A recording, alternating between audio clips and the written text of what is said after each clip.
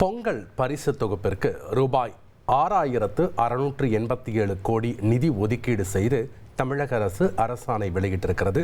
முக்கிய செய்தியாக பார்த்து வருகிறோம்.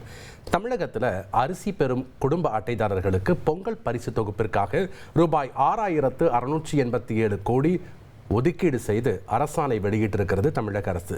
குறிப்பாக தமிழகத்தில் இருக்கக்கூடிய அனைத்து அரிசி பெறக்கூடிய குடும்ப அட்டைதாரர்கள் மற்றும் இலங்கை தமிழர் மறுவாழ்வு முகாம்களில் வசிக்கக்கூடிய குடும்பங்களுக்கு பொங்கல் பரிசு வழங்கப்படும்.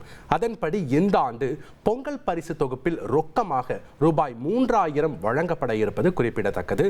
அதன்படி பொங்கல் பரிசு ரொக்கத்தொகை வழங்குவதற்கான செலவின தொகை ரூபாய் 6,687 கோடி நிதி ஒதுக்கீடு செய்து தமிழக அரசு அரசாணை வெளியிட்டிருக்கிறது. இதனை நாம் முக்கிய செய்தியாக பார்த்து வருகிறோம்.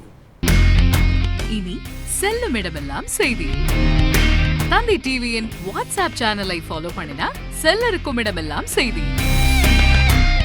இதோ QR கோட் இப்பவே ஸ்கேன் பண்ணுங்க, ஃபாலோ பண்ணுங்க.